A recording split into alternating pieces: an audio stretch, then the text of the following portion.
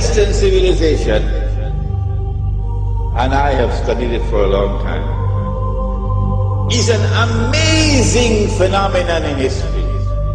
It is unique. No civilization in history ever was like this. It is the first time in history that a civilization has emerged like this. For example, it is the first civilization in history which has been able to acquire that power to dominate the whole world in such a way that the entire rest of the world combined cannot threaten its power. That never happened before in history. Where did they get that power from? They got it from an amazing scientific and technological revolution, which is still unfolding. Many more amazing things to come that will dazzle you. And the emergence of this modern scientific and technological revolution cannot be explained from the analysis of historical phenomena. No, it is an absolutely unique event in human history. Modern Western civilization uses that unprecedented power to oppress. It is one of the greatest oppressors that history has ever seen. Modern Western civilization is also decadent to its very core. It is a civilization that is rotting at its very core, while yet at its periphery it glitters like gold. Modern Western civilization, which has this awesome and unprecedented power, which is oppressing mankind. Modern Western civilization, which is also decadent to its very core, also is a civilization with amazing powers of deception. Appearance and reality are always different from each other in all that pertains to civilization.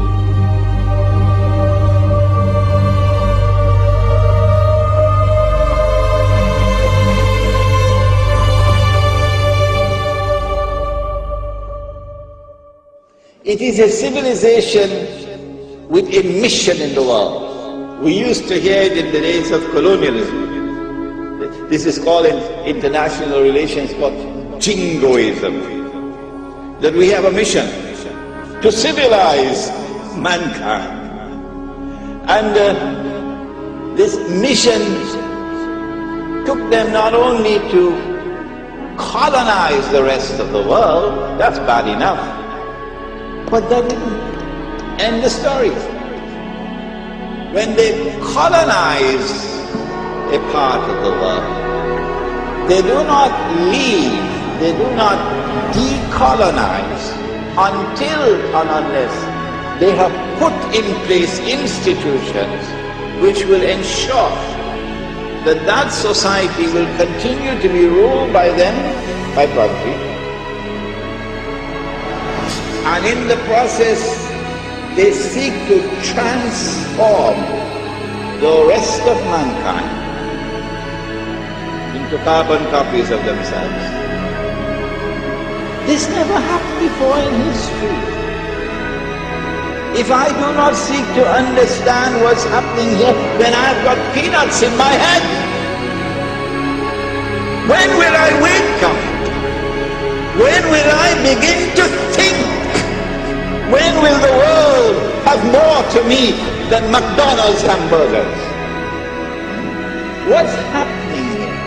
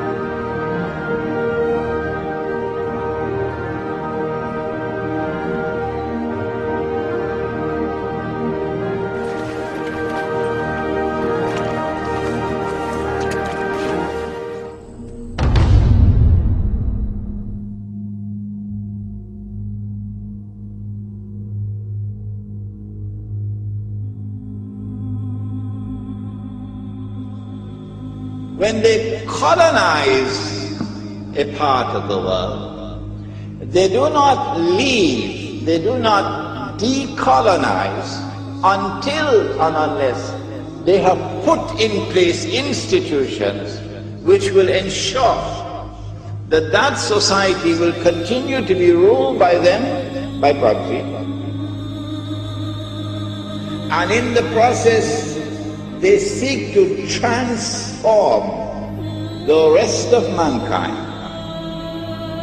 into carbon copies of themselves.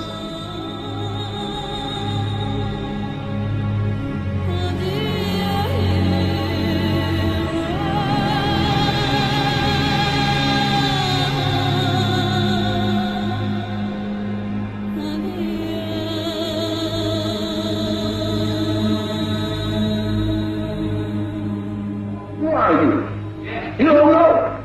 Don't tell me Negro, that's nothing. What were you before the white man named you a Negro? And where were you? And what did you have? What was yours? What language did you speak then? What was your name? It couldn't have been Smith or Jones or Bunch or Powell. That wasn't your name. They don't have those kind of names where you and I came from. No, what was your name? And why don't you now know what your name was then? Where did it go? Where did you lose it? Who took it? And how did he take it? What tongue did you speak? How did the man take your tongue? Where is your history? How did the man wipe out your history? How did the man, what did the man do to make you as dumb as you are right now? Their obsession is to transform the rest of the world into carbon copies of themselves.